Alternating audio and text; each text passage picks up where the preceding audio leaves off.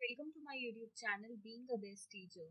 BEd first year की practicals देखिए ongoing है। कुछ यूनिवर्सिटीज़ में हो चुके हैं तो कुछ यूनिवर्सिटीज़ में चल रहे हैं, और या फिर आपके एग्ज़ाम्स की जो प्रैक्टिकल एग्ज़ाम्स की डेट है वो आपको मिल चुकी है और अपकमिंग है आपके प्रैक्टिकल एग्ज़ाम्स। तो देख लेते हैं कौन कौन से क्वेश्चंस पूछे जाते हैं प्रैक्टिकल एग्ज़ाम में आपसे, सो दैट आप प्रिपरेशन कर सकें।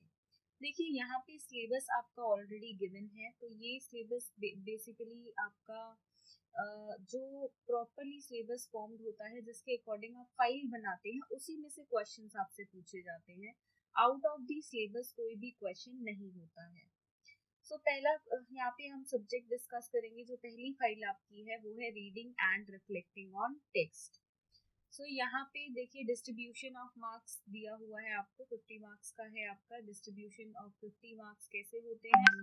सेशनल वर्क आपका रहता है 20 मार्क्स का, practical work at the same time of the exam 20 marks, viva आपका होता है 10 मार्क्स का। तो बेसिकली हम प्रैक्टिस करेंगे, तैयारी करेंगे वाइवा की कि कैसे वाइवा को अटेम्प्ट करना है।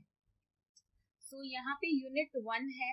देखिए यहाँ पे रीडिंग स्किल्स देखिए, क्योंकि रीडिंग एंड रिफ्लेक्टिंग जो है वो आपकी इस फाइल का नाम है। सो फर्स्ट क्वेश्चन जो आपसे पूछा जाता है, मेनली ज्यादातर बच्चों से यही क्वेश्चन पूछा जाता है सबसे पहले कि रीडिंग स्किल्स क्या होते हैं बताइए। रीडिंग स्किल्स की इम्पोर्टेंस क्या है, लैंग्वेज स्किल क्या है, ये क्वेश्चन डेफिनेटली पूछे जाते हैं। तो लैंग्वेज स्किल और रीडिंग स्किल, इनके बारे में आपको जरूर पता होना चाहिए। और देखिए भर भर के कुछ आपको याद नहीं करना है, रट्टा नहीं लगाना है। पॉइंट टू पॉइंट जो आप समझते हैं वो आप इंग्लिश में या हिंदी में किसी भी माध्यम से बता सकते हैं। तो ऐसा कुछ नहीं है कि आपको इंग्लिश ही आनी चाहिए तभी आपको प्रैक्टिकल में ज़्यादा अच्छे नंबर मिलेंगे। बहुत स्टूडेंट्स का ये सोचना है, पर ऐसा कुछ नहीं है। आप अपने विचारों को किस भाषा में अच्छे से देखिए दूसरों तक पहुंचा सकते हैं, उसी भाषा का प्रयोग करें। और यहाँ पे बात की जाए तो रीडिंग से और बहुत बार आपसे पूछा जाता है कि descriptive, narrative, conversations, biographical sketches, plays, poem, letter, screen plays, report, news reports, ये सब क्या है। एक लाइन में आपको बता देना है, बाकी आप एग्जाम्पल्स दे दें। फॉर एग्जाम्पल आपसे कॉन्वर्जेशन के बारे में पूछा है, तो आप कॉन्वर्जेशन में बता सकते हैं कि कॉन्वर्जेशन क्या है। जब दो व्यक्ति बात कर रहे होते हैं, एक व्यक्ति दूसरे व्यक्ति तक अपने विचार पहुंचाता है, दूसरा समझता है, रिप्लाई करता है, तो वो होता है एक तरह का देखिए जो कॉन्वर्जेशन है। तो कॉन्वर्जेशन आपने समझा दिया। वहाँ पे आप लाइव एग्जांपल दे सकते हैं कि जैसे आप और मैं बातें कर रहे हैं, यह है एक कॉन्वर्जेशन। वी आर क्यों कर रहे हैं और ये कॉन्वर्जेशन, क्योंकि वाइवा एग्जाम कंडक्ट हो रहा है। तो ऐसे आप लाइव एग्जांपल्स दे सकते हैं। कोई भी आप छोटे छोटे एग्जांपल्स इंक्लूड कर सकते हैं। पोएम क्या है, प्ले क्या है, स्केचेस, बायोग्राफिकल स्केचेस, ये सब आपको थोड़ा थोड़ा पता होना चाहिए कि आपसे एग्जामिनर क्वेश्चन पूछे तो आप चुप ना रहें, आपको कुछ ना कुछ बोलना जरूर है। जो भी आपको इर्द गिर्द भी टॉपिक के पता है वो आप बोल सकते हैं। देखिए इसके बाद टेक्स्ट क्या है वो बिल्कुल आपको पता होने चाहिए, कोर्स टेक्स्ट वगैरह। एंड रिफ्लेक्टिंग टेक्स्ट क्या होते हैं, रीडिंग टेक्स्ट क्या होते हैं। और देखिए जो आपने अपनी फाइल में हेडिंग्स हाईलाइट की है ना, तो मेक श्योर वो हेडिंग्स आपको अच्छे से पता हो, क्योंकि देखिए आपकी फाइल को एकदम ब्रीफली आपका एग्जामिनर भी नहीं देखता है। तो जरूरी है कि जो आपकी हेडिंग्स हैं उन पे ही नजर एग्जामिनर की भी जाएगी वाइल जब वो आपकी देख रहा होगा फाइल्स को। सो मेक श्योर कि आपकी जो फाइल्स हैं, जो हेडिंग्स आप प्रॉपर्ली लिखी हैं, उन टर्म्स के मतलब अच्छे से आपको पता हो। आगे बात करेंगे प्री रीडिंग, पोस्ट रीडिंग क्या होती है, क्रिटिकल रीडिंग क्या होती है, ये भी आपको पता होना चाहिए। देखिए इनके बारे में सिर्फ आपको एक लाइन में समझना है कि ये चीजें हैं क्या। कोई भी आपको 10-10 लाइन के कोई रट्टे नहीं मारने हैं, सिर्फ आपको पता होना चाहिए क्या वेज ऑफ रीडिंग है, क्या रिफ्लेक्टिंग टेक्स्ट है, क्या रीडिंग स्किल्स होती है, क्या लैंग्वेज स्किल्स होती है, कॉम्प्रिहेंशन क्या होता है। So these things.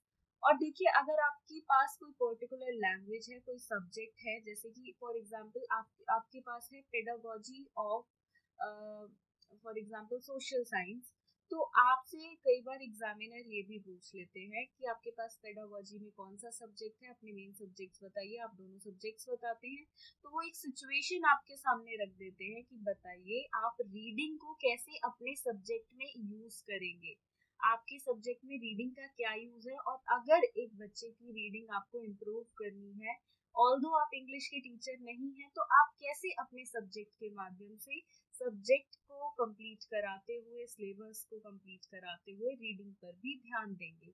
तो ये क्वेश्चन अक्सर पूछा जाता है, सो ये भी आप ध्यान रखें। देन यूनिट 2 से है राइटिंग स्किल्स के बारे में। देखिए लेखन की जो आपकी क्रिया होती है, स्किल होती है, उसके बारे में भी पूछा जाता है। गुड हैंड राइटिंग के कैरेक्टरिस्टिक्स क्या है, एक बच्चे की हैंड राइटिंग अच्छी नहीं है तो कैसे ठीक की जाएगी, क्या आपका देखिए प्रोसीजर रहेगा, कैसे आप उस बच्चे की हैंड राइटिंग ठीक कराएंगे। तो ये बेसिक क्वेश्चन बिल्कुल पूछे जाएंगे। And recognisation of errors as a part of learning process, ये इसमें से कुछ खास ऐसा नहीं है। बाकी रिटन टेक्स्ट क्या होते हैं, discourse, syntax, morphology and writing conventions, तो इनके बारे में थोड़ा थोड़ा आपको पढ़ना है। ऑल्दो आपने फाइल बनाई होगी तब भी थोड़ा बहुत तो आपके दिमाग में गया होगा कि आप चुप ना हुए, जो भी एग्जामिनर आपसे क्वेश्चन पूछे आप एक लाइन में, दो लाइन में उसका पॉइंट टू पॉइंट आंसर कर दें।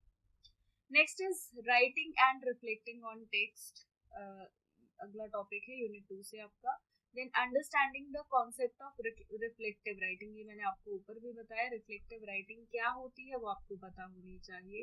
एंड रिफ्लेक्टिव राइटिंग का मे भी अपने सभी ने वैसे बनाना होता है, आपने डायग्राम भी इसका बनाया होगा, इमेज जो बनानी होती है रिफ्लेक्टिव राइटिंग की आपने। And different features, reflective writing अगर आपको पता है क्या होती है तो फीचर्स एज सच नहीं पूछे जाते, और फीचर्स भी आपसे डायरेक्टली पूछे जाए तो सबसे पहले आपको बताना है रिफ्लेक्टिव राइटिंग क्या है। एक दो फीचर्स बता दिए, दैट्स इट। इतना देखिए 2-2 मिनट का ही, 3 मिनट का, मैक्सिमम 5 मिनट एक स्टूडेंट पे देते हैं, इससे ज्यादा तब आपका प्रैक्टिकल नहीं होगा। ऑल दो बीच में वो कुछ काम करने लग जाते हैं या 2-2 3-3 स्टूडेंट्स का एक साथ लेते हैं तो मे बी 10-15 मिनट्स भी लग जाते हैं। अदरवाइज एक स्टूडेंट पे इंडिविजुअली इतना टाइम नहीं लिया जाता है। Then read, reflect and think critically, recognise the benefits, ये सब रीड क्या है, रिफ्लेक्ट कैसे आप रीडिंग को अपने सब्जेक्ट से रिलेटेड करते हुए, वो क्वेश्चन अक्सर पूछा जाता है मोस्ट ऑफ द स्टूडेंट से। And type of text, language, feature, structure, word knowledge and content knowledge, ये सब भी आप एक बार रीड कर लें। दैट्स इट, इसके अलावा कुछ करने की आपको जरूरत नहीं है। रीडिंग और रिफ्लेक्टिंग में से आपसे यही पूछा जाएगा। और अगर देखिए इससे बाहर से अगर आपसे कोई क्वेश्चन पूछा है, कई बार तो देखिए जो वीक स्टूडेंट्स होते हैं वो हमेशा जिनको देखिए, आई विल नॉट से वीक ऑल्सो, जिनको पढ़ने का एक्चुअली टाइम नहीं मिल पाता है प्रैक्टिकल के लिए, तो वहां पे जरूरी नहीं है कि आपसे सिर्फ पूछा जाए बताओ, नहीं पता तो यही बताओ। अगर आपको नहीं आता है तो कई बार एग्जामिनर आपको खुद बोल देता है कि आपको जो आता है उसके बारे में बताइए, इस सब्जेक्ट के बारे में आप क्या समझते हैं, क्या जानते हैं। तो कुछ टॉपिक्स आप बता दें जो यहाँ पे डिस्कस किए हैं, एक आध टॉपिक को थोड़ा सा डिस्कस कर दें। तो अगर आपने नहीं भी पढ़ा है, कल परसों में ही आपका प्रैक्टिकल है, तैयारी नहीं है आपकी, तो आप उस हिसाब से भी तैयार रहे। आपसे मतलब आपको कुछ ना कुछ तो डेफिनेटली पता होना चाहिए। बिल्कुल ही कुछ नहीं पता होगा तो वहां पे प्रॉब्लम आपके लिए हो जाएगी। अगला है आपका देखिए practical drama and art and education का, अगेन सेम मार्किंग है इसकी भी। एंड फर्स्ट यूनिट है understanding drama and art in education. देखिए यहाँ पे ड्रामा और आर्ट से रिलेटेड क्वेश्चंस डेफिनेटली पूछे जाते हैं कि आपके सब्जेक्ट से लिंक करते हुए कि आप अपने सब्जेक्ट में ड्रामा और आर्ट का कैसे यूज करेंगे। सो इसके लिए भी रेडी रहें। एंड कॉन्सेप्ट ऑफ आर्ट क्या है, ड्रामा क्या है, ये बहुत देखिए बेसिक क्वेश्चन है, ये तो आपसे ही लगा लीजिए हर दूसरे बच्चे से पूछे जाते हैं। सो इनको तो बिल्कुल आप अपने टिप्स पर रखें। देन इसके बाद आर्ट की क्या इम्पोर्टेंस है, आर्ट क्यों जरूरी है एंड ड्रामा क्यों जरूरी है, ड्रामा अगर किसी बच्चा इस क्षेत्र में टैलेंटेड है तो कैसे आप उसको मतलब को करिकुलर के साथ करिकुलर में भी लाओगे। तो ये सब जो बेसिक क्वेश्चंस है जो अक्सर एक टीचर क्लास में चीजें फेस करती है। ड्रामा आर्ट्स हो गया। विजुअल और परफॉर्मिंग आर्ट्स क्या है, ये क्वेश्चन भी बहुत इंपॉर्टेंट है, इसको मार्क करें जरूर। विजुअल और परफॉर्मिंग आर्ट्स क्या है, टीचिंग लर्निंग में आर्ट्स का क्या रोल है, क्या यहाँ पे है there importance in teaching learning of different subjects at school level. जैसा कि मैंने बताया, इसको ज्यादा आप अपनी पेडागोजी से रिलेटेड करके चले, तो आपके पेडागोजी सब्जेक्ट से related question drama and art से डेफिनेटली पूछा जाएगा। Then range of art activities, ये भी आपके बेस्ट सब्जेक्ट से, लाइक आपके पास सोशल साइंस सब्जेक्ट है, तो कैसे आप ड्रामा और आर्ट को इंक्लूड करेंगे सोशल साइंस में, तो इस हिसाब से क्वेश्चन आपसे पूछ लिया जाता है। Then experiencing, responding and appreciating drama. इसके बाद है आपका सिलेक्शन बेस्ड रिक्वायर्ड ड्रामा को कैसे सेलेक्ट करना है, क्या प्लानिंग और इम्प्लीमेंटेशन होती है एक्टिविटीज की। एंड सपोज आपको कोई प्ले कराना है या कोई एनुअल डे है आपके स्कूल में, उसमें ड्रामा की ये एक्टिविटीज हो रही हैं, तो एज अ टीचर आपका क्या रोल रहेगा। बिल्कुल बेसिक क्वेश्चंस ये आपसे पूछे जाएंगे। एक बार आप अपनी फाइल को जरूर देख लें और जो वर्ड्स आपने हाईलाइट करे हैं, जो टॉपिक्स आपने हाईलाइट किए हैं, सजा के अच्छे से लिखे हैं, ब्यूटीफुली प्रेजेंट किए हैं, तो उन पे नजर बिल्कुल जाएगी, क्योंकि वो आई कैची वर्ड्स होते हैं, तो वही एग्जामिनर ज्यादातर आपसे पूछते हैं। तो यहाँ पे एक ट्रिक है आपके लिए, अपनी फाइल को उस वक्त जरूर देखें। Then enhancing learning through drama for children with and without special needs. Special needs के स्टूडेंट्स के लिए ड्रामा और आर्ट की लर्निंग कैसे रहेगी आपके लिए। देन यूनिट 2 है यहाँ पे मीडिया एंड इलेक्ट्रॉनिक आर्ट्स, ये पूछा जाता है। जैसे कि मैंने विजुअल और परफॉर्मिंग आर्ट्स आपको बताया, ये भी उसी की इक्वल इम्पोर्टेंस है। मीडिया एंड इलेक्ट्रॉनिक आर्ट्स बिल्कुल डायरेक्टली पूछा जाता है आपसे कि क्या होता है। देन इलेक्ट्रॉनिक आर्ट्स की कुछ एक्टिविटीज, मीडिया आर्ट की कुछ एक्टिविटीज। देन यहाँ पे और इम्पोर्टेंट, बस अगर आपको ये दो टॉपिक्स पता है तो आप इस पूरी यूनिट को कर लेंगे, बिकॉज बाकी क्वेश्चंस फ्रेम आउट होकर ही वो लोग पूछते हैं। तो अगर आपको मीडिया इलेक्ट्रॉनिक्स क्या है और मीडिया आर्ट क्या है और इलेक्ट्रॉनिक आर्ट क्या है ये पता है विद एग्जांपल्स, तो आप कोई भी क्वेश्चन इनमें से आप कर लेंगे। सो कुछ ज्यादा डिफिकल्ट प्रैक्टिकल नहीं है, ये भी इजी प्रैक्टिकल आपका होता है। Next is critical understanding of ICT. देखिए इसमें लर्निंग मटेरियल आपका ज्यादा है, जो इससे पहले वाले दो आपके प्रैक्टिकल्स हैं उनमें इतना कुछ खास नहीं है, मतलब इतना कंटेंट नहीं है। इसमें कंटेंट ज्यादा है, इसमें आपको थोड़े से एक्स्ट्रा एफर्ट्स देने होंगे, और इसमें से क्वेश्चंस बहुत सारे फ्रेम होते हैं। तो बाकी प्रैक्टिकल्स की अगर बात की जाए, वहां आपसे अगर 2-3 क्वेश्चन पूछे जाते हैं, तो यहाँ पे आप प्रिपेयर्ड रहे कि आपसे थोड़े से ज्यादा 5-6 क्वेश्चंस भी पूछे जा सकते हैं। अगर उनमें आपके कॉलेजेस में जो एग्जामिनर आए हैं वो 5-6 पूछ रहे हैं बाकी प्रैक्टिकल्स में, तो इसमें से 10-12 भी पूछ सकते हैं। तो थोड़े से एक्स्ट्रा क्वेश्चंस इसमें से जनरली पूछे जाते हैं। यूनिट 1 से डिस्कस करेंगे, सेम मार्किंग स्कीम रहेगी सभी प्रैक्टिकल्स की। तो एमएस विंडोज में आपको आना चाहिए, देखिए कैसे ऑपरेट करते हैं। बेसिक क्वेश्चन से स्टार्ट करेंगे, कंप्यूटर को ऑन कैसे करते हैं, कंप्यूटर को ऑफ कैसे करते हैं, तो ये क्वेश्चन भी। और अपने फेस को बिल्कुल ब्लैंक ना रखिए, चले गए हैं, बैठ गए हैं, गुड मॉर्निंग बोल दिया, दैट्स इट। आपको अच्छे से ग्रीट करना है। अगर आप ऑनलाइन दे रहे हैं तो hello ma'am, how are you, तो ये क्वेश्चन जनरली आप पूछें। सो उनकी साइड से रिस्पॉन्स आए ना आए, आपको जरूर पूछना है, अच्छे से greet. So next is MS Windows. MS Windows में देखिए ऑपरेटिंग सिस्टम क्या है, उसके फंक्शंस क्या होते हैं, ऑन ऑफ ये पता होना चाहिए। कौन सी विंडोज आपके लैब्स में इंस्टॉल्ड है ये आपको पता होनी चाहिए। Then MS office, MS word, इसके साथ एक्सेल भी आपको पता होना चाहिए, उस पर भी बहुत बार पूछ लिया जाता है, ये रहा है एक्सेल का टॉपिक। इनको ऑपरेट कैसे करते हैं। पीपीटी अगर आपसे बनवाता है, इसमें प्रैक्टिकली आपको पीपीटी बना के भी दिखानी होती है। आपके जो लैब्स होती है उनमें टॉपिक कई बार आपको खुद से बोला जाता है कि अपनी पसंद का टॉपिक आप ले सकते हैं, या 2-3 टॉपिक्स में से ऑप्शंस भी दे दिए जाते हैं कि आप इन 2-3 टॉपिक्स में से कोई भी एक चूज कर लो, या पर्टिकुलरली आपको कोई ना कोई टॉपिक दिया जाता है कि इसी पे बनाओ। देखिए यहाँ पे आपकी प्रेजेंटेशन स्किल्स देखते हैं आईसीटी में, ना कि आपको उस पर्टिकुलर टॉपिक के बारे में क्या इंफॉर्मेशन है। लाइक अगर आपको अर्बनाइजेशन का टॉपिक दे दिया जाता है और आपको पता ही नहीं है अर्बनाइजेशन क्या है, तो आप कंटेंट क्या लिखेंगे?